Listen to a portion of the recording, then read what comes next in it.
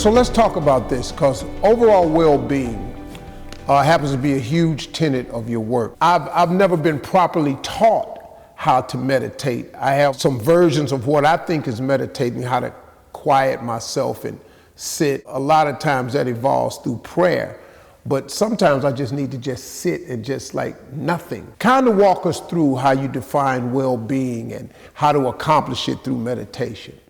Prayer is you talking to God. Meditation is God talking to you.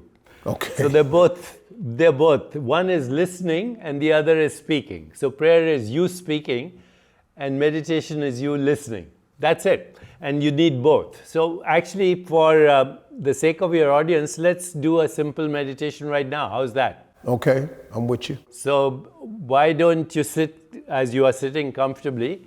Keep your eyes half closed. So maybe directed downwards to your nose a little bit, but very effortlessly. Start to take a deep breath. Just take a few deep breaths, that's all. Just observe your breath. And now bring your awareness into your heart. Bring your mind into your heart. We'll go through 4 questions. First question, who am I? Don't try to answer the question. Just mentally ask the question a few times. Who am I? See what happens. Now ask the question, what do I want? And just be open to any sensation, any image, any feeling, any thought that may spontaneously come to you. What do I want? What do I really want? And now mentally ask the question, what is my gift? What is my calling? What is my purpose? Same thing. Gift, calling, purpose is the same thing. What is my calling? And now mentally ask the question, what am I grateful for? Just that one question will open the door to abundance in your life. What am I grateful for? Again, allowing any sensation, any image, any feeling, any thought to spontaneously come to you. What am I grateful for?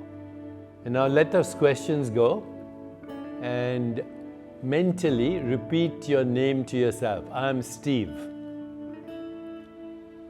Now as you repeat your name to yourself, bring into your awareness everything Steve represents. Steve the entertainer, Steve the educator, Steve the husband, Steve the parent, all those things. Let them come into your awareness.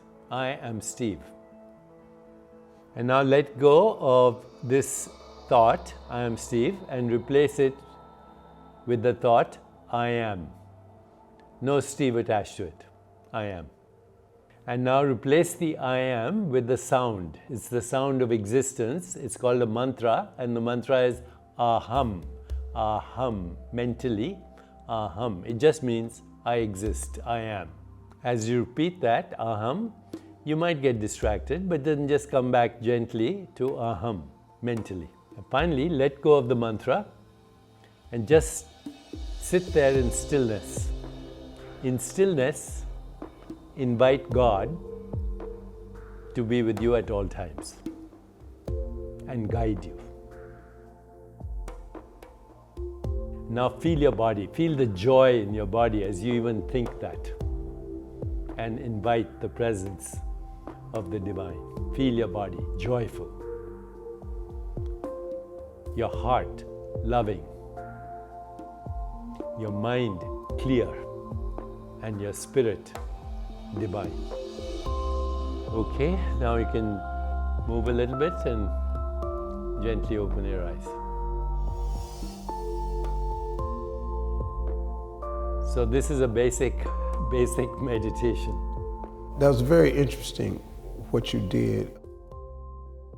So I'm good with it because I do forms of it. I just didn't know how to verbalize it the way you did. You know, when I ask myself, you know, who I am, it's so tied to the things that I'm grateful for and what I want God to think of me. But the one prevailing thought that kept coming up was, I'm light. I am light. kept coming up because I've started to understand in my walk that my journey was the way it was so difficult and fraught with pitfalls because I was going to turn around and tell that story that would motivate and change people and is so identifiable with a lot of the masses that it's created a motivational force in my life that's become more my purpose. Comedy is my gift, of course, but I was taught something by a famous person a long time ago that